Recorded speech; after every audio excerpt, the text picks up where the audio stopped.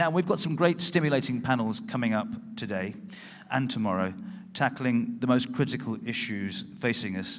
And there are some very influential people in this room who will help to shape future practice and policy.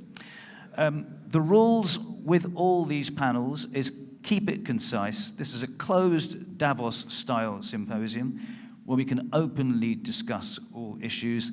This is not an opportunity to sell our destination or company or government. This is intended as an honest, collaborative gathering.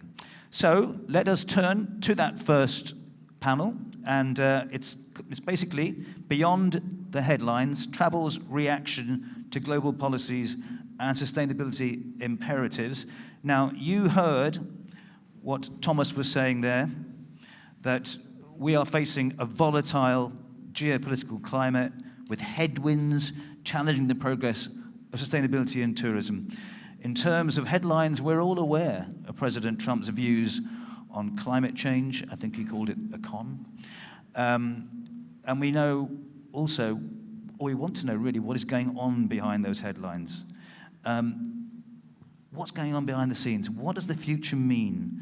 And to talk about that and whether Europe can step up to the challenge, can I please welcome to the stage Kees Jan Boenen, Head of Compliance and Public Affairs for Travelist, and we'll explain what Travelist is in a moment. Can I also welcome Jane Thompson, Director, Aviation, Travel and Tourism for ICF.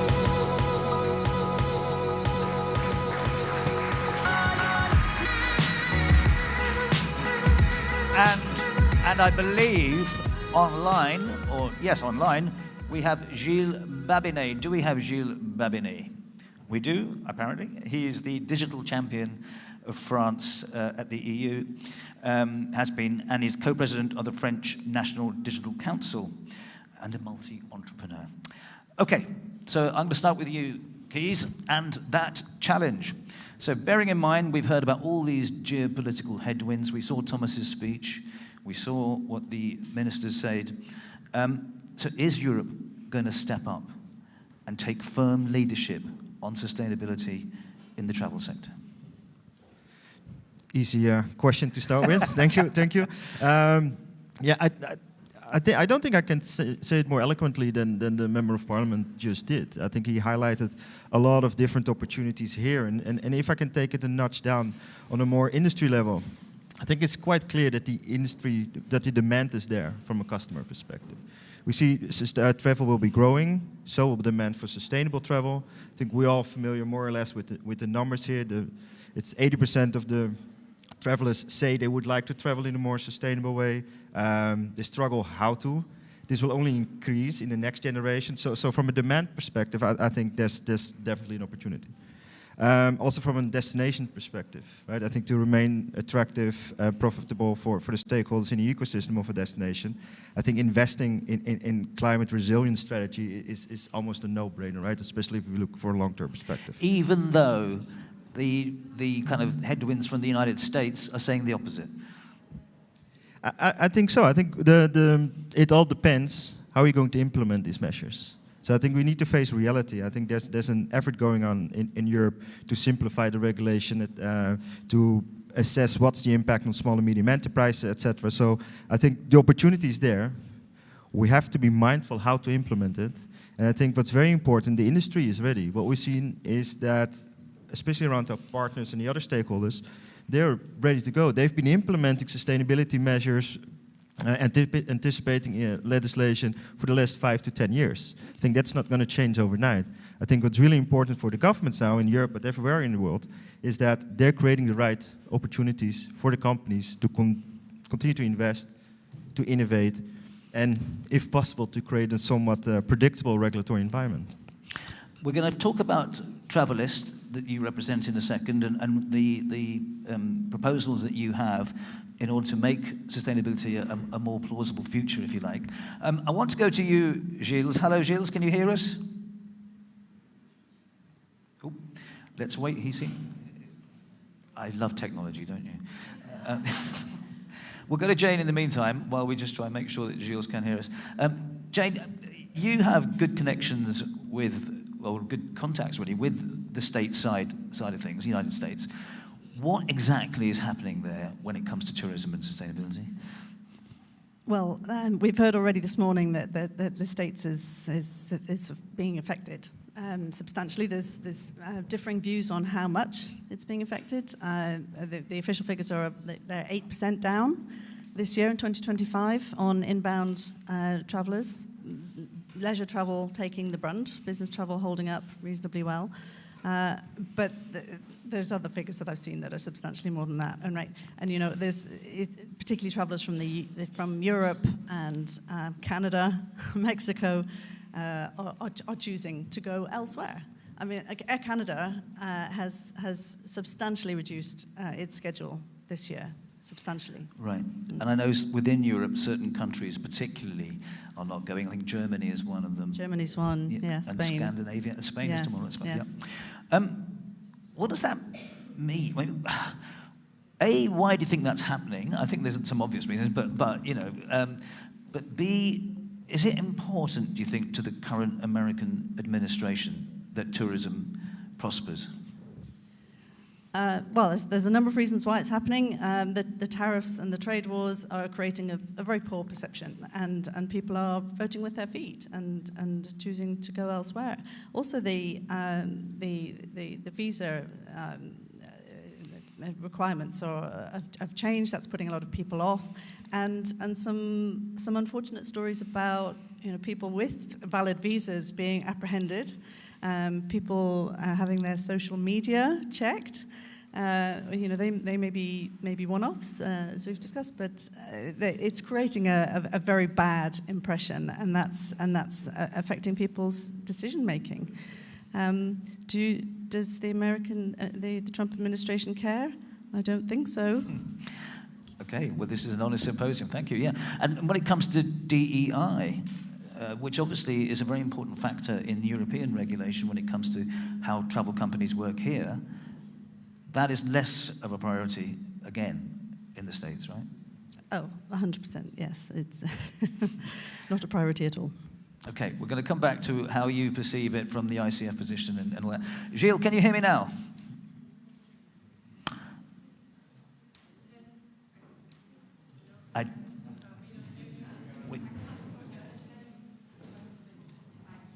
Sorry. Activate the... Which mic? I haven't... You can hear me, but he can't... But we can't hear what he's saying. How do I beg your pardon, how do I activate my... Oh, I beg your pardon. Gilles, apparently you have to activate the mic. Now he can't hear us.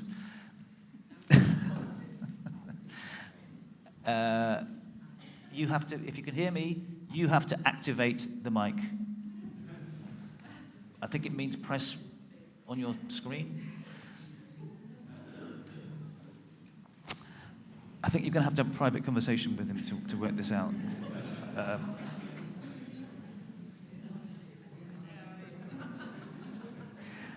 I'm going to continue with you while we try and sort this out. Sorry, Gilles, but we'll try and work out the technology in a second. Number one, Travelist. We're talking about Travelist. Travelist is a hugely important alliance, essentially. Just describe what it is. Well, Travelist was founded in 2019 by the Duke of Sussex, Prince Harry. And the idea was really to change travel for goods and using technology and data.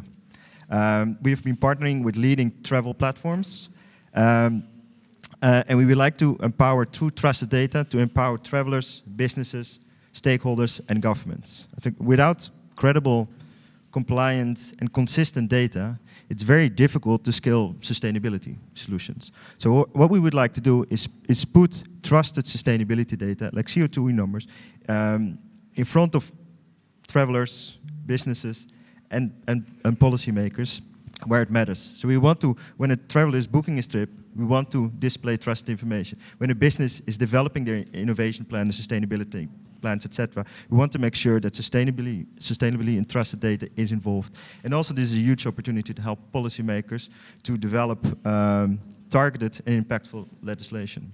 Where we have seen a lot of progress is in our collaboration with Google. So I hope you're familiar with the travel impact model. And which is technically putting CO2 numbers in front of consumers when they're booking flights. So we're displaying flight emissions. We're very happy to share that last year, in the last 16 months, I think, or 18 months, these CO2 numbers have been displayed in more than 180 billion searches. So that's the impact and the scale we are looking for. And we're trying to replicate that to other verticals as well, to accommodation and to train. I hope we have a video ready. Do we have the video ready? Oh, not yet. Okay, fine. So one of our latest, how we actually try to do that is not only to display this to consumers, but also to collect data, store data, and distribute that data through our data hub. Okay. I think we may have Gilles back. I'm indeed back. Sorry. I couldn't hear you. And, also I had my mic off. Yeah. Well, welcome to the discussion, Gilles. Thank you for joining us. My original comment was about how Europe could step up, particularly when it comes to the changing atmosphere in the United States. Now, what's your perception? I mean, you've dealt an awful lot with the EU. You've been a digital champion. How do you see the European regulatory authorities, if you like, reacting? Yeah, my spectrum is mostly AI and digital things. So, it's a very broad question. It's a question about the overall processes of the EU. What I can see regarding the digital policy is that the US wants the EU to pull back the regulations overall, meaning tons of these, DSA, TMA, AI Act, even GDPR in some aspects is unwelcome from the US administration. And very clearly, the Commission said that they won't do that because it's the basis of our, I would say, culture, the way we want the regulation to work. But eventually, what may happen is that we won't create new inquiries about the big tech, the US big tech, which in some way, to me, is of a concern because we should move on with our values and make sure that we stick to it. It comes also to, I would say, the environmental regulation, CBAM, for instance, which is a carbon border adjustment mechanism, which say that if you're an importer coming from a country where the carbon externalities of the production is very high, you need to pay for it to get into Europe. And this is very easy to tune in a way which is more, I would say, pleasant to the US. And it's actually what we are most probably doing. So I would say we are in the middle of the river, and we need to decide where we want to go. It's obviously very much tied to the will of the state nations, the state members of the EU. And there are very strong disalignment in between, for instance, France and Germany on this aspect. And it's very difficult to foretell. It's also very much tied to the parliament. The parliament has different views than the ones at the Commission. So overall, it's not a very clear answer I'm making you right now. Yeah, and I know you feel that the Commission is is a coalition essentially. And the Union, the Parliament is very fragmented as well. So it's very difficult to come up with a unified view. Do you think, and I think this is a complaint of a lot of European travel companies, that the tougher regulations put them at a disadvantage compared to their American competitors? It's on the long run, no. But you need to make sure that the regulation is not creating, I would say, a too large difference in between new players and the external players. So for instance, if we take the example of the AI Act,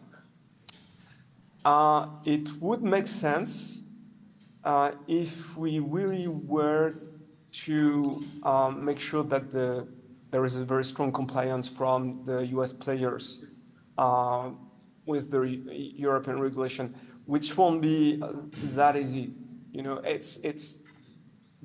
Actually the issue is the complexity of the regulation in itself, which meant that you can't enforce it. So that's the big issue. And I believe it's kind of the same for any forms of regulation. But in the digital field, it's very visible because you can measure a lot of things very quickly, and you can see that there are strong differences in between the US players, the European ones. But the interesting thing, though, is that China is probably getting much closer in terms of the philosophy of regulation than the US, and therefore the US is becoming kind of an exception. It's very strange, at least in the digital field. Okay, yeah, that's interesting. Thank you. We're going to come back to you. Jane, I want to just switch a second to another very important aspect of sustainable futures in travel, and that is SAF, Sustainable Aviation Fuel. Tell me where you think we are with that. There's a lot of talk about, well, it's picking up, there are alliances and all this stuff. Tell me how you see it. Well, there's no question that the aviation industry is under huge pressure to decarbonise, and SAF is currently our biggest lever to be able to do that. SAF being sustainable aviation fuel, if anybody in the room has been asleep for the last 5 or 6 years. Yeah. The trouble is there isn't enough of it, and it carries a huge green premium of between 3 and 5 times over jet A1. Now governments are playing their part to put in place mandates and incentive packages to kickstart the industry, but the whole value chain that benefits from aviation, and that includes everyone in this room, has a part to play in helping with that transition. You might be asking, well, what is that part to play? I'm not an airline, I'm not an airport. There may be some in the room, I don't know, but I think the majority of you in the room are travel and tourism stakeholders. You have a part to play, and a very significant one.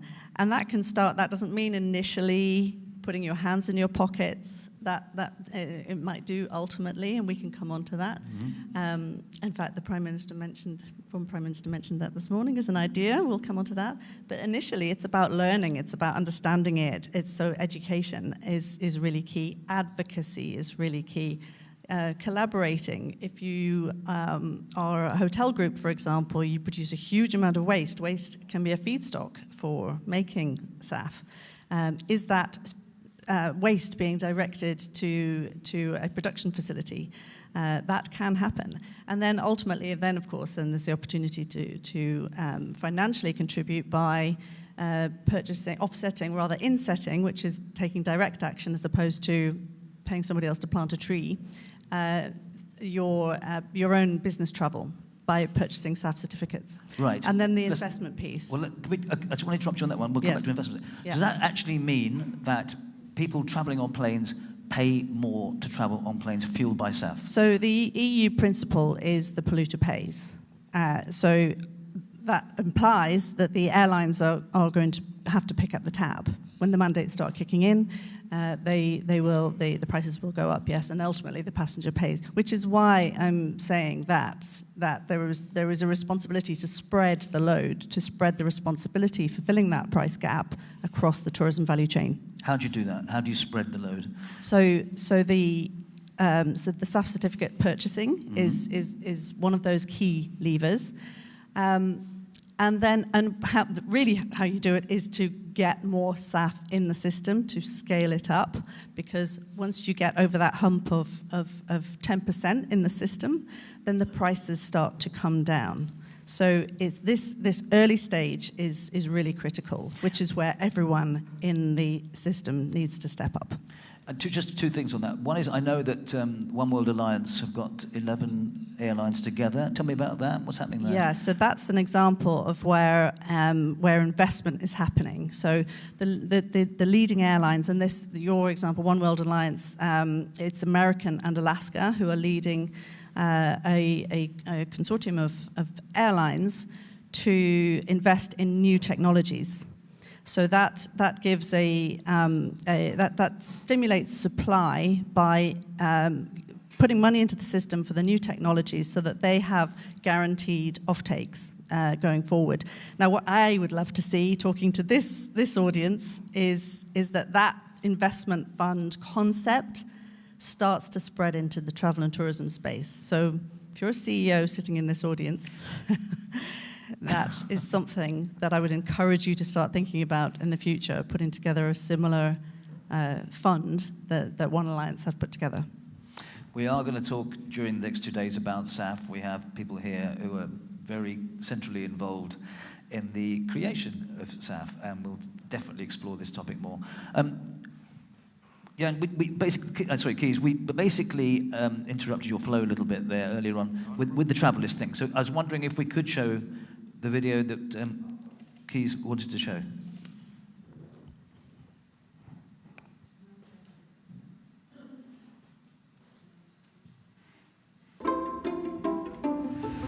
Imagine a world where travel impact data just clicked.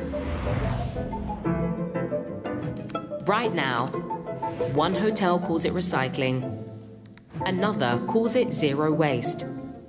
Labels and badges don't align, and the numbers scattered, inconsistent, hard to trust. Making sense of this information is as simple as finding your black suitcase at baggage reclaim. It's not the industry's fault. They're asked to report the same data again and again and again, in different formats, for different platforms. Without clarity, better choices in travel can't scale. That's why Travelist exists. We're the independent global coalition, uniting the biggest names in travel and tech to drive progress. Our experience has led us to create the Data Hub, a game-changing open system for tourism that makes data visible where it matters. For the industry, it means efficiency and alignment on a global scale. Hello. For travellers, the ability to make more informed choices. So why us? Well, we've done it before. Scaling emissions information from flights to billions of searches worldwide.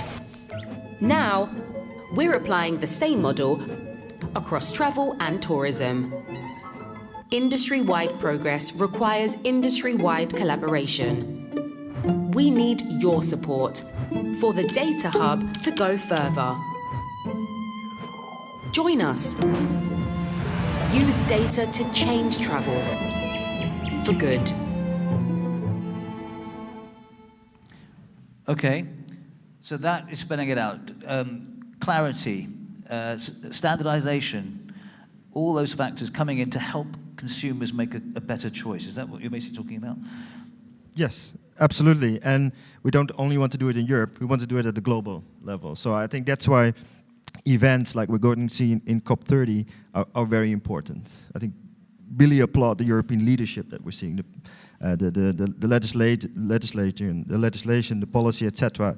I think the European Union has really showed leadership there, but we have to make sure that, as our fellow panelists were saying as well, we're not being alone. We need to work with the other industries, with the other countries, with the other continents to bring everybody on the same page.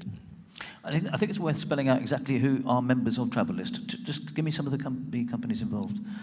We have some representatives here. We have Amadeus, we have Trip, we have Booking, PitchUp, Google, Expedia, etc. So some of the leading platforms. These are big players. Yeah. These are big players. They're putting aside competition in order to collaborate. So that's the plan, and that's what we have seen to date. It's like, we really try to be an independent platform where those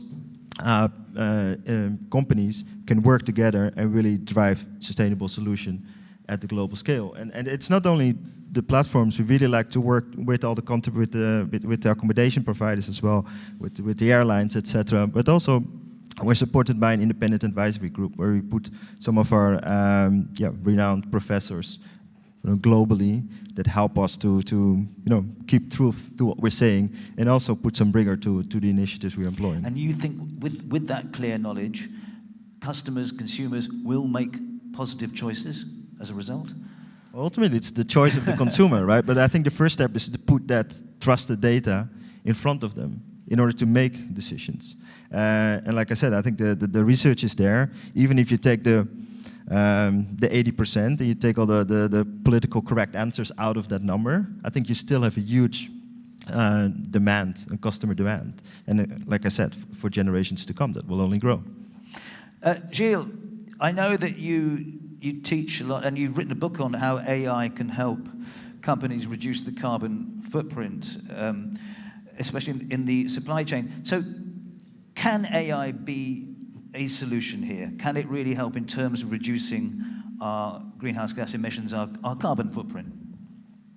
Yeah, it seems to be a little bit unusual question because everybody's talking about the footprint of the direct footprint actually of AI, which is enormous and of a real concern. But it's true that there is a lot of research, POC, and sometimes scaling systems which are proven to be much more efficient based on AI. The supply chain, especially, it's incredible how inefficient it is. When you look into it, I've been working for a year on it at HEC, and it's massively inefficient. So once you put AI in it, you have huge performance gain, which actually immediately translate into CO2 emissions removal. So it's very strong. I believe that it works as well for tourism, transportation, the way you live in itself. It's hugely inefficient. If you look at, for instance, a building, whether it's a place where people live or work, most of the time the emptiness of the building is like 80%, something like that. So better understanding the behavioral of people, whether working or living, helps to create new experiences and eventually to massively reduce the externalities. And also, I think you talk about nudge behavior as well, and how that can perhaps enable a greater move towards sustainability. Yeah, because most of the time we believe that the technology in itself will save us. It can help, shifting from oil to electricity for cars is definitely a game changer. But the one thing which is much more efficient is to change our habits. And it doesn't mean that it will be less agreeable or less convenient in itself. But if you look at a car, the notion of ownership of a car is something which is very much rooted in our habits. We want to own a car because it's the way our parents did and so on. But if you think of let's say, the future of cars and autonomous cars in itself, on the long run, you could very well foresee a world where no one would have a car and everybody would use a kind of mass Uber. You wouldn't own a car, but you would use car as a service, and that would be much cheaper, whether you want to go far away or just a few miles away, and that would make a real difference in terms of impact, because we wouldn't need as much car as we have today.